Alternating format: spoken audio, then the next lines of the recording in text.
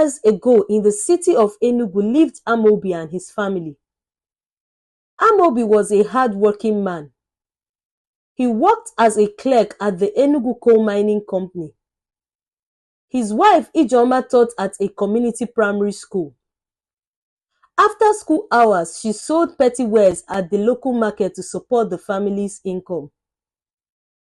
Their children were just as ambitious. Adure, the eldest, was 24 and had recently started her own catering business after attending culinary school. Their youngest, Obiora, was 22 and interning at an accounting firm while searching for a permanent job. Though busy, they were a happy family, always eager to improve their lot in life. However, the family's hectic schedule meant chores often went undone. Ijeoma struggled to keep up with the housework. One day, she sighed, exhausted, as she sat with Amobi after dinner. "I can't keep up with everything anymore," she confessed. "We need help around the house." Amobi agreed. They discussed the matter and decided that Ijeoma should contact her mother in the village to find a house help. A few days later, her mother got back to her. "Obianuju's daughter is available. She's well behaved and hardworking. She's only 16, but she will be a good fit," her mother said. Ijeoma felt a weight lift from her shoulders. Plans were made, and within a week, the girl Nwaneka arrived in Enugu to join the household. With Nwaneka's help, the family felt a sense of relief. She was diligent and respectful, quickly becoming a part of their daily routine. She was enrolled into the community secondary school and she carried out the house chores after school. The family treated her like their own and she was happy. Life seemed to flow more smoothly until strange things began to happen. One night, after an exhausting day, the entire household went to bed early. The peaceful silence of the night was suddenly disturbed when Ijeoma felt a sharp pain in her fingers. She stared awake only to find a huge rat perched on the bed, gnawing at her nails. "Amobi, wake up!" she screamed, jumping out of the bed. The rat scurried away, disappearing into the shadows. Amobi sat up confused. What happened? "A rat! It was on our bed biting my nails," Ijeoma shuddered. They examined their hands and saw the bite marks. It was unnerving. Ijeoma always kept the house meticulously clean, and there had never been a rat problem. She immediately set traps and placed poison in strategic places around the house, but something about the incident felt off. The family tried to move on, thinking it was a one-time occurrence. However, a few nights later, the rat returned, and this time, it wasn't just nibbling on fingers. Excitement filled the air in the household. Amobi was to be recognized at work for his years of dedication, an honor that came with a much-anticipated promotion. He had carefully laid out his best clothes the night before, his finest shirt, tie and trousers. Early that morning, he rushed to dress up only to find that the rat had torn through his clothes. His shoes had also been gnawed beyond repair. "Not again!" Amobi cried, staring in despair at his ruined clothes. "What kind of rat is this?" Ijeoma rushed in, horrified by the sight. "How did it even get up there?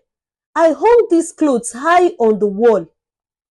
Frustrated, Amobi scrambled to find an alternative outfit, but by the time he was ready, he had missed his award ceremony. His heart sank as he realized how much the strange rat had cost him. That night, Ijeoma spoke in a hushed tone to her husband. Amobi, there is something wrong here. This isn't just any rat. I've never seen a creature cause so much damage. We will catch it, Amobi insisted. Whatever it is, it won't get away next time. But the rat wasn't finished with them yet. Adure was making great strides with her catering business.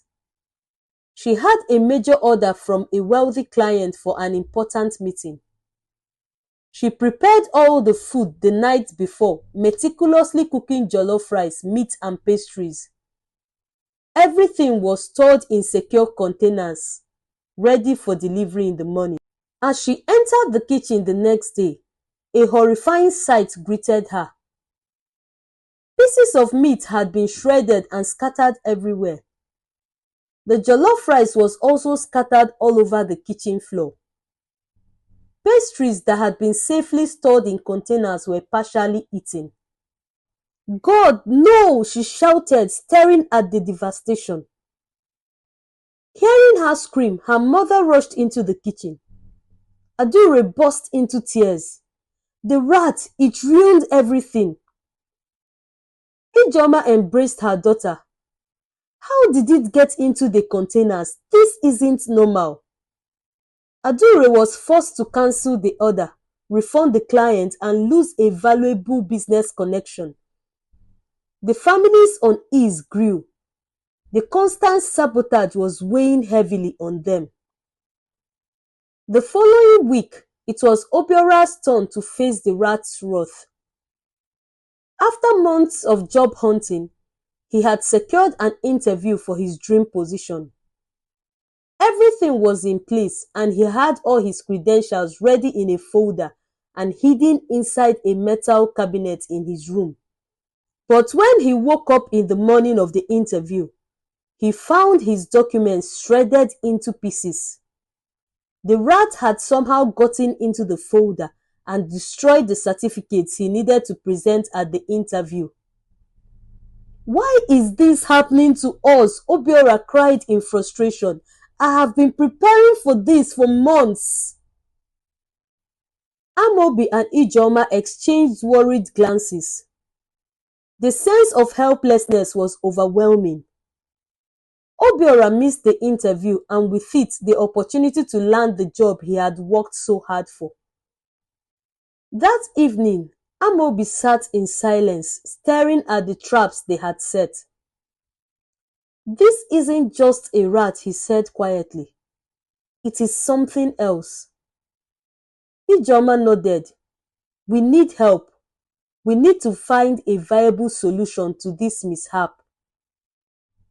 The family's misfortune continued to pile up. Ijeoma had been saving money for her women's association where she served as treasurer. She hid the money at the bottom of her box, believing it to be safe. But one morning, as she went to retrieve the cash, she found that the money had been eaten by the rat. No, Ijeoma wailed, clutching the remnants of the chewed-up notes.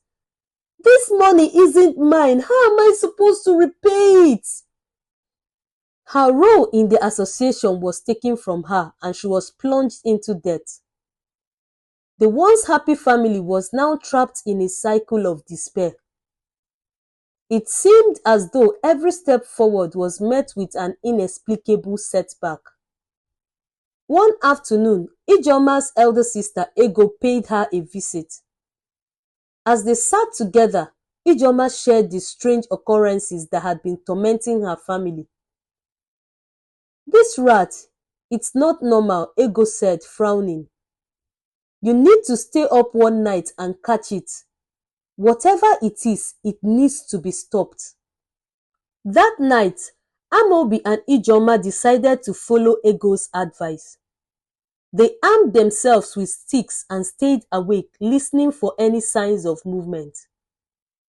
At midnight, they heard a faint scurrying sound. Ijeoma nudged Amobi and they crept out of the room, quietly watching the rat as it moved across the living room floor. There it is, Amobi whispered. Without hesitation, they sprang into action, cornering the rat. Amobi swung the stick and hit it on the head.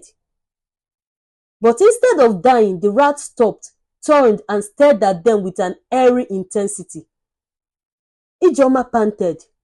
What kind of rat is this? Amobi hit the rat again and something unimaginable happened. Before their very eyes, the rat began to transform. To the family's horror, the rat transformed into Nwaneka, their house help. She knelt before them, trembling. Please, don't kill me, Nwaneka cried. I am the rat. I am the one causing all the harm. Please forgive me. Ijeoma's heart raced. Nwaneka, why? How could you do this to us? Nwaneka broke down in tears. It wasn't me, it was my mother. She initiated me into witchcraft. She sent me here to ruin your lives as revenge for a betrayal between her and your mother.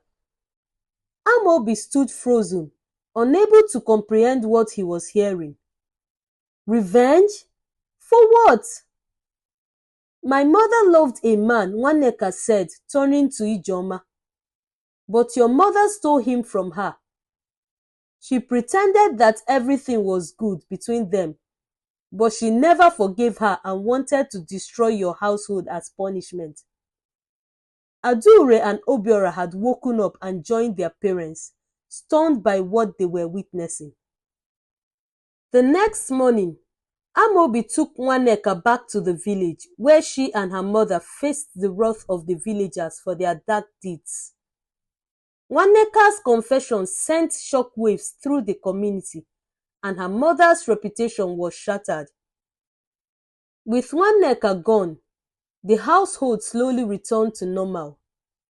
The strange occurrences stopped and their lives began to recover from the torment. Ijeoma resigned from her market business and focused on her teaching and family. Amobi got his promotion. Adure's catering business flourished again, and Obiora secured another job opportunity. The family, once tormented, found peace once more.